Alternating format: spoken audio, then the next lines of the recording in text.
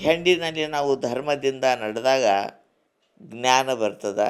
ಹೊನ್ನಿನಲ್ಲಿ ಧರ್ಮದಿಂದ ನಡೆದಾಗ ಕಣ್ಣು ಮತ್ತು ಪ್ರಕಾಶ ಎರಡೂ ಇದ್ದಾಗ ನಮ್ಗೆ ವಸ್ತು ಏನನ್ನೋದು ತಿಳ್ತದೆ.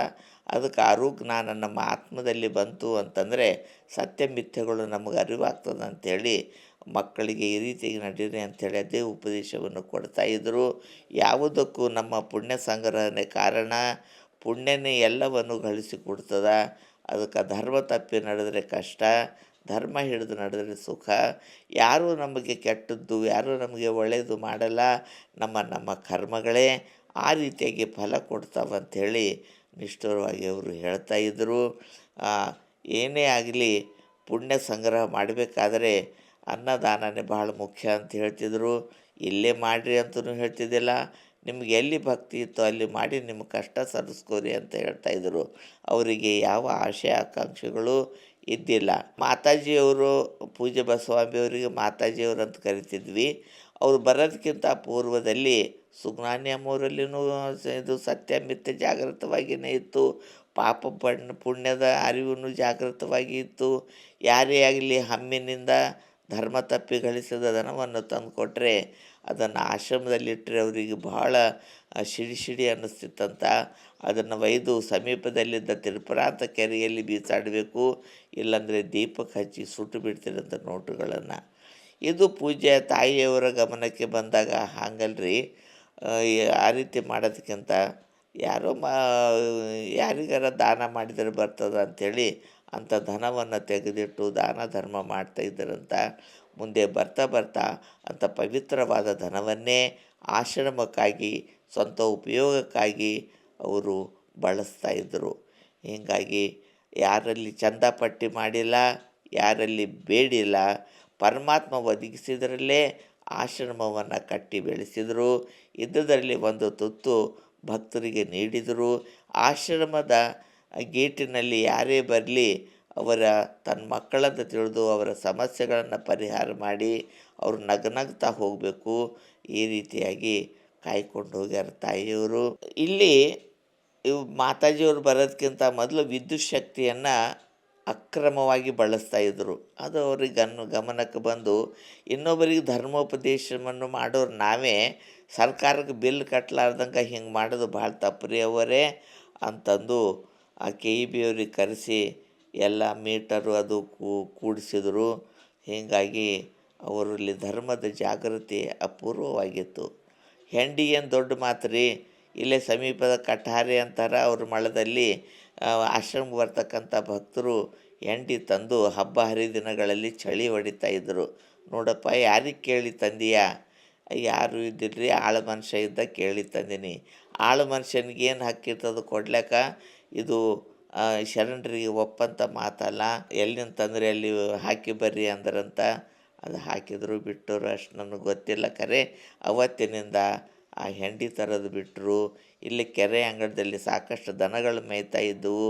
ಅಲ್ಲಿಂದ ತಂದು ನಾವು ಚಳಿ ಹೊಡೆದು ರಂಗೋಲಿ ಹಾಕಿ ಹಬ್ಬಗಳನ್ನು ಆಚರಿಸ್ತಿದ್ವಿ. ಹೀಗೆ ಬಹಳ ಸೂಕ್ಷ್ಮವಾಗಿ ಅವರು ಅವಲೋಕನ ಮಾಡಿ ಆಶ್ರಮವನ್ನು ನಡೆಸ್ತಾಯಿದ್ರು. ಒಮ್ಮೆ ಒಂದು ಕಾರ್ಯಕ್ರಮ ಹಾಗೆಲ್ಲ ಇದು ಬೆಳಕಿರಲಿಲ್ಲ ಅಂದರೆ ಅವು ಪೆಟ್ರೋಮ್ಯಾಕ್ಸ್ ದೀಪಗಳಂತ ಬರ್ತಿದ್ದವು. ಅಂಥವನ್ನು ಕಿರಾಯಿಲಿಂದ ತಂದಿದ್ದರು. ಅದನ್ನು ಮುಗಿದ ಮೇಲೆ ಮರುದಿನ ಅದು ವಾಪಸ್ಬೇಕಾಗಿತ್ತು. 2 ದಿನ ಲೇಟ್ ಆಯಿತು. ಆದಾಗ ಅವ್ವನವರಿಗೆ ತರಾಟೆಗೆ ತೆಗೆದುಕೊಂಡ್ರು. ಏನು ರೀ ಭಕ್ತರು ರೊಕ್ಕ ಅಂದರೆ ಸುಮ್ಮನೆ ಬರ್ತಾವ? 2 ದಿನ ಆಯಿತು, ಈಗ ಅದ್ರದ್ದು ಕೂಲಿ ಹೆಚ್ಚಿಗೆ ಆಗ್ತದೆ, ಇದರ ಬಾಕಿ ಯಾರ ಹೆಸರಿಗೆ ಬರಬೇಕು ಅಂತಂದಾಗ ಅವ್ವರು ತಣ್ಣಗಾಗಿ ತಪ್ಪಾಯ್ತು ರೀ ಮಾತಾಜಿ ಅಂತಂದು ಕರೆಸಿ ಆ ಪೆಟ್ರೋಮ್ಯಾಕ್ಸ್ಗಳನ್ನು ಎಲ್ಲಿ ಮುಟ್ಟಿಸ್ಬೇಕು ಅಲ್ಲಿ ಮುಟ್ಟಿಸಿದ್ರಂತ. ಹಿಂಗೆ ಪ್ರತಿಯೊಂದು ಏನೇ ಇರಲಿ ದುರುಪಯೋಗ ಆಗೋದವ್ರಿಗೆ ಸಹನ ಆಗ್ತಿದ್ದಿಲ್ಲ. ಸದುಪಯೋಗ ಆಗೋಕ್ಕೆ ಏನೂ ಅವರು ಹಿಂದೆ ಮುಂದೆ ನೋಡ್ತಿದ್ದಿಲ್ಲ. ಹೀಗಾಗಿ ಆಶ್ರಮವನ್ನು ಪರಿಶುದ್ಧವಾಗಿ ಪರಮ ಪವಿತ್ರವಾಗಿ ನಡೆಸ್ಕೊಂಡು ಬಂದಾರ. ಮುಂದೆ ಬರ್ತಾ ಪೂಜೆ ಬಸವಾಂಬೆ ತಾಯಿಯವರಿಗೆ ಆರೋಗ್ಯ ಇರ್ತಿದ್ದಿಲ್ಲ. ಸುಜ್ಞಾನಿ ಅವ್ವನವರೇ ಅವರ ಸಂಪೂರ್ಣ ಜವಾಬ್ದಾರಿ ತಗೋತಿದ್ದರು. ಆ ಪೂಜೆ ಬಂಡೆಮ್ಮ ತಾಯಿಯವ್ರದ್ದು ವಯಸ್ಸಾಗ್ತಾ ಬಂದಿತ್ತು. ಅವರ ಸೇವೆಯನ್ನು ಮಾಡ್ತಾ ಅವರಲ್ಲೇ ಆ, ಒಂದು ಅರಿವು ಜ್ಞಾನಗಳು ಉತ್ಪನ್ನ ಆಗಿ ವಾಣಿಗಳು ಶುರು ಆದವು ಅವರಲ್ಲೇ ಬರ್ತಿತ್ತು ಎಲ್ಲ ಅನುಭವ. ಅವರಲ್ಲಿ ಲೇಖನ ಕಲೆ ಇತ್ತು, ಬರೆದರು. ಪ್ರಾರಂಭದಲ್ಲಿ ಭಕ್ತಿ ಕುಸುಮಾಂಜಲಿ ಅಂತಕ್ಕಂಥ ಗ್ರಂಥವನ್ನು ಹೊರಗೆ ತಂದೀವಿ ನಾವು. ಅದರಲ್ಲಿ ಸದ್ಗುರುವಿನ ಮಹಿಮೆ ಇಷ್ಟ ಪರಂಪಾರವಾಗಿ ಕೊಂಡಾರಕ್ಕೆ ಹೇಳಕ್ಕೆ ಬರಲ್ಲ. ಅದರಲ್ಲಿ ಮತ್ತು ಒಳ್ಳೆಯ ಕವನಗಳನ್ನು ನಾವೆಲ್ಲ ಸಂಗ್ರಹ ಮಾಡಿ ಭಕ್ತಿ ಕುಸುಮಾಂಜಲಿ ಅಂತಕ್ಕಂಥ ಗ್ರಂಥವನ್ನು ಪ್ರಕಟಣೆ ಮಾಡಿದ್ದೀವಿ. ಮುಂದೆ ಬರ್ತಾ ಗುರುವಿನ ಕೃಪೆ ಆದಮೇಲಿಂದ ಗುರುಕೃಪಾ ಅಂತಕ್ಕಂಥ ಒಂದು ಗ್ರಂಥ ಪೂಜ್ಯ ಸುಜ್ಞಾನಿ ತಾಯಿಯವರಿಂದ ಬಂತು. ಹೀಗೆ ತಾಯಿಯವರಲ್ಲಿ ಲೇಖನ ಕಲೆಯನ್ನು ಅಪೂರ್ವವಾಗಿತ್ತು, ಮನಸ್ಸು ಸೂಕ್ಷ್ಮವಾಗಿತ್ತು, ಭಕ್ತಿ ಪೂರಿತವಾಗಿತ್ತು, ಗುರುವಿನ ಅನುಗ್ರಹವಿತ್ತು. ಹೀಗಾಗಿ ಅವರಲ್ಲಿ 2003ರಿಂದ ಅನುಭವಗಳನ್ನು ಶಿವಶರಣರು ಕೊಡ್ತಾ ಬಂದರು. ಅವೆಲ್ಲ ಸಂಗ್ರಹಿಸಿ ಅದು ಗುರುಕೃಪಾ ಅಂತಕ್ಕಂಥ ಪುಸ್ತಕನೂ ಬಂತು. ಮುಂದೆ ಇತ್ತೀಚೆಗೆ ನಾನು ಅವೆಲ್ಲ ಸಂಗ್ರಹ ಮಾಡಿ ಅನುಭವಾಮೃತ ಸರೋವರದಲ್ಲಿ ಅಂತಕ್ಕಂಥ ಒಂದು ಗ್ರಂಥವನ್ನು ಸಂಪಾದಿಸಿ ಮೊನ್ನೆ ಒಂದು ವಾರನೇ ಆಯಿತು ಬಿಡುಗಡೆ ಆಯಿತು ಅದು ಪುಸ್ತಕ. ಮತ್ತು ಕವನ ಬರೀತಕ್ಕಂಥ ಕಲೆಯನ್ನು ತಾಯಿಯವರಲ್ಲಿ ಅಪೂರ್ವವಾಗಿತ್ತು. ನೂರಾರು ಕವನಗಳನ್ನು ಬರೆದಾರೆ. ಈಗ 2 ಪುಸ್ತಕ ಪ್ರಿಂಟ್ ಮಾಡಿದ್ರು, ಇನ್ನೂ ಎಷ್ಟು ಪುಸ್ತಕ ಆಗ್ತದೆ, ಸಾಕಷ್ಟು ಅಪ್ರಕಟಿತ ಸಾಹಿತ್ಯ ಸಾಕಷ್ಟದ. ಅದನ್ನು ಸಮಯ ಬಂದಾಗ ಲೋಕಾರ್ಪಣೆ ಮಾಡಿಸ್ತಾರೆ. ನಾನಂತೂ ನಿರಾಕಾರ ಶರಣರಿಗೆ ನನ್ನ ಪೂರ್ಣ ಜೀವನವನ್ನೇ ಸಮರ್ಪಿಸಿ ಬಿಟ್ಟಿದ್ದೀನಿ. ಇವತ್ತು ಪೂಜ್ಯ 3 ವ್ಯಕ್ತಿಗಳು ಇಲ್ಲ. ಹಂತವಾಗಿ ತಾಯಿಯವರೆಲ್ಲ ಬಯಲಾಗಿ ಹೋದರು. ಆದರೂ ಕೂಡ ಗುರುವಿನ ಒಂದು ಸನ್ನಿಧಾನ ಬಿಡಬಾರ್ದು ಅಂಥೇಳಿ ಏನೇ ಕಷ್ಟ ಬರಲಿ, ಏನೇ ಅಸ್ತವ್ಯಸ್ತ ಇರಲಿ, ನಾನು ಆಶ್ರಮದಲ್ಲಿ ಉಳಿದೀನಿ. ಅಂಥ ಭಕ್ತರು ಇದನ್ನು ನಡೆಸ್ಕೊಂಡು ಹೋಗುವಂಥವ್ರು ಇರಲಾರ್ದ ಕಾರಣ ಈ ಆಶ್ರಮವನ್ನು ಭಾಲ್ಕಿಯ ಪೂಜ್ಯ ಬಸವಲಿಂಗ ಪಟ್ಟದೇವರವರಿಗೆ ಒಪ್ಪಿಸಿಬಿಟ್ಟಾರ. ನಾನು ಒಂದು ಕೋಣೆಯಲ್ಲಿ ನನ್ನ ಸಾಧನೆ, ನನ್ನ ಓದು ಬರಹ, ಪುಸ್ತಕ ಪ್ರಕಟಣೆ, ಲೋಕಾರ್ಪಣೆ, ಬಂದ ಭಕ್ತರಿಗೆ ಅನುಭವಗಳನ್ನು ಹೇಳೋದು, ಈ ರೀತಿಯಾಗಿ ನಾನು ಇದ್ದೀನಿ. ದೊಡ್ಡ ಪ್ರಮಾಣದಲ್ಲಿ ದಾಸೋಹ ನಡೀತಾ ಇದೆ.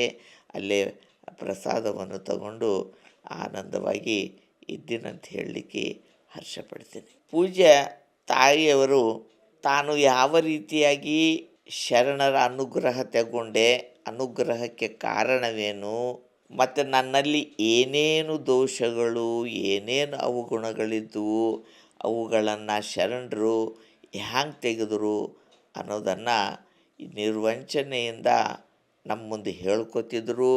ಆ ಅನುಭವದಲ್ಲಿನೂ ಕೂಡ ಹೇಳ್ಕೊಂಡಾರ. ಅವರಿಗೆ ಪ್ರಧಾನವಾಗಿ ಕೋಪ ಮತ್ತು ಅಹಂಕಾರ ಇವೆರಡು ಪ್ರಧಾನ ಅವಗುಣಗಳಿದ್ದವು ಅಂತ ಹೇಳ್ತಾರೆ. ಅದು ಆಗಾಗ ಪ್ರಕಟವಾಗೋದನ್ನು ನಮ್ಮ ಗಮನಕ್ಕೆ ಬರ್ತಿತ್ತು.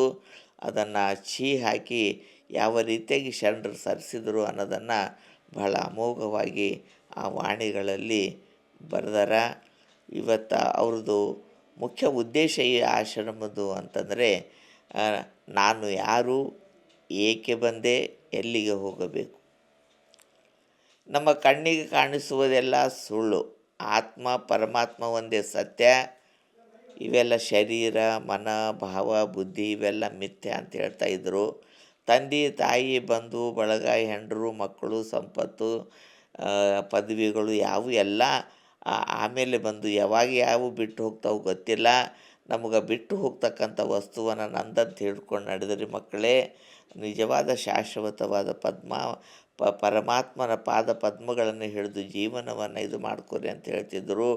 ಪೂರ ಎಲ್ಲ ಲೌಕಿಕ ಜೀವನದ ಕರ್ತವ್ಯ ಮುಗಿಸಿದವ್ರಿಗೆ ಬರ್ರಿ ಶರಣರ ಪಾದಕ್ಕೆ ನಿಮ್ಮ ಎಷ್ಟು ಸಲ ಈ ಸಂಸಾರದಲ್ಲಿ ಒಳ್ಳಾಡ್ತೀರಿ ಅಂಥೇಳಿ ಹೇಳ್ತಿದ್ರು.